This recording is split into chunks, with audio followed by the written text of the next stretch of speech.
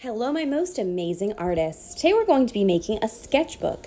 A sketchbook is a book that has blank or empty pages for an artist to draw in. It's a place where artists can practice, they can get better at drawing, they can record their ideas, and even observe things and draw what they see. So today we're going to be folding our papers in half. Now notice I'm folding my paper what's called hamburger style sometimes, not that other way I just showed you. So I'm making sure I'm folding it in half, and the trick to folding a piece of paper in half is making sure you match up the edges and then give it a good pinch. Now, when you open your sketchbook, you're going to make sure that it opens like a book. Books don't open that way, they open from the right side. So I'm making sure that the open side goes on the right, and the crease or the fold is going to go on the left. So make sure that you open it like a book. You're going to start with a pencil and eraser, but you're also going to have things like a pencil sharpener, colored pencils, crayons, and all kinds of stuff to use.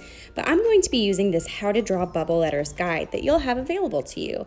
I'm sketching out the letters of my name really big. Now, if you have a long name, this is where you would scale them down to fit. You would just draw your letters a little smaller. Now, I'm going to outline or hug the letters of my name by making a bubble around them. Almost like circling them, but hugging them close to the letters without actually touching that letter. Don't forget about the inside. Then, instead of erasing the inside, I'm going to just outline the outside bubble, not the inside bubble. Now, you have two different types of Sharpies. One is a fine point and one is a thicker one. I would suggest using the thicker one for anything you need to outline that is its own line, that's not super tiny. I only use the other Sharpie for anything that I'm drawing that's really small. Then, after you trace, you erase. I'm using my eraser in the safety zone of my letter L so my paper doesn't rip or doesn't crinkle or move while I'm erasing. And I can get rid of all the pencil lines to really clean up my sketchbook cover. You can create anything you want as long as it has your name on the cover. This is just one option if you want to make bubble letters. Now, I'm going to make my bubble letters look 3D by adding a highlight. Bubbles have highlights on them. That's the spot where the light hits it and makes it look shiny. So I'm going to draw that part in. Those are going to be the parts that I leave or color in white. Now, also I'm going to make a shadow. So you'll see I have a shadow by holding my arm up to the light, but that shadow's not on both sides. It's only on one side. So just like the shadow is on one side of my arm, I'm going to only put the shadow on one side of my letters. So I decided to put the highlight on the right, so that means my shadow is going to go on the opposite side, the left. So make sure you decide to put your highlights on one side of your letters and your shadows on the other. It could be either way, but I put mine on the left. Then I'm going to hug all of my name. I'm going to almost like circling it, but kind of hugging it close. But this time, all of the letters at once instead of each one by itself. Then I'm going to do it again. So I'm going to hug or outline it twice. Now, I'm going to be coloring in, and this is like the only time that I color in with my Sharpie ever. I'm just going to color in that second line in between my first and my second circle or hug. That way it looks really 3D. When I'm done with my name and it's all cleaned up and no pencil lines left, I can go ahead and color. Now, the best coloring supplies to use are the construction paper crayons, the ones with the black wrapper, because they're going to show up super bright. So I make that highlight with the white, and then I'm going to use, I think I'm going to use the colors of the rainbow to make this tie-dye effect. Just by kind of doing this zigzag motion where I blend those colors together as I go along the colors of the rainbow. You can do whatever you want. You could design with polka dots, you could think about Zentangles. This is just how I'm making my sketchbook cover, and I wanted to give you an idea. I'm going to be drawing all different kinds of doodles, things that I like around my name to fill the space. So you really want to think about making this personalized and unique to you. Think about the things that you like or that you like to draw and come up with your design that way. You don't have to do bubble letters. Whatever you do, make sure you do outline it with Sharpie. And as you can tell, you do want to start with pencil because if you start with Sharpie, you can't erase it. It even bleeds through the paper. But you can't get a new paper even if you make a mistake. You can flip it over to the back and start again that way on your cover, by flipping it over, or you could turn it inside out and then you have a new cover that way. But Sharpie does bleed through. Now here is another way you could do it. Of course, you fold your paper in half, you make sure the edges are matched up and crease it. But if you would like to make a name illustration, you could absolutely do that for your sketchbook cover.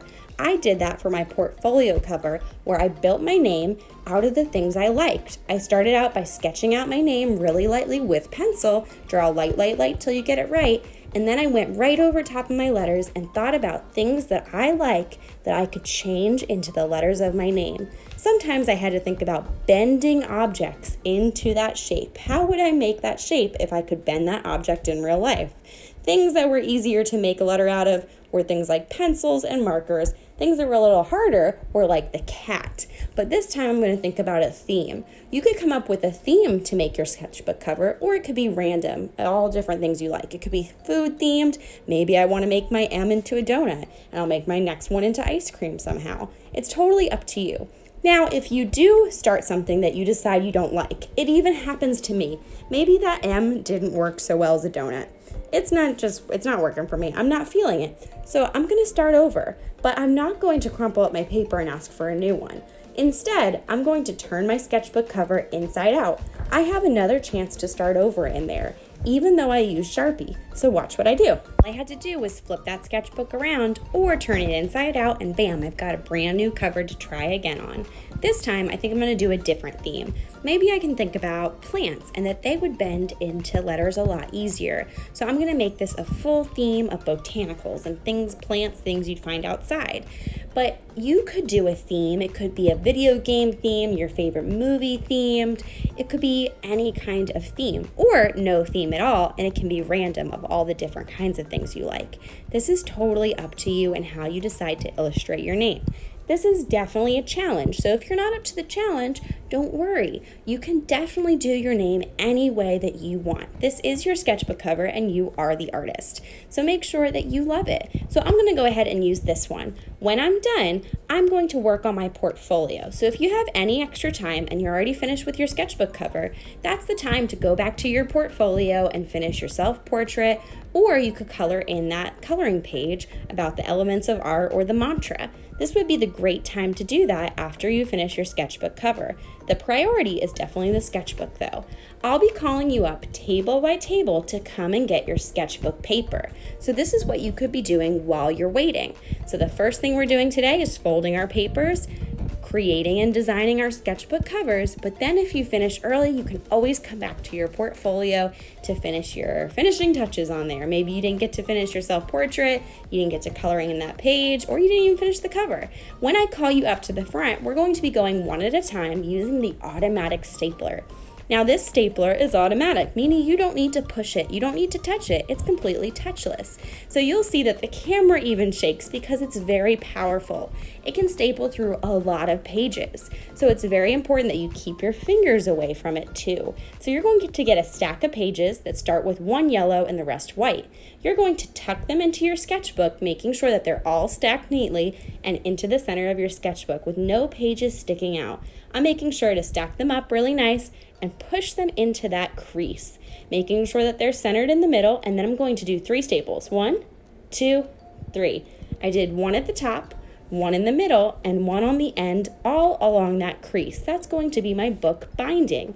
Right there is going to make sure that all those sketchbook pages stay in, and now I have my own sketchbook with lots of blank pages ready for an awesome year of art. I cannot wait to see your sketchbook covers, and when you're done, you're going to tuck them into your portfolio because that's what it's for. It's like a folder for our art. All right, artists, have fun.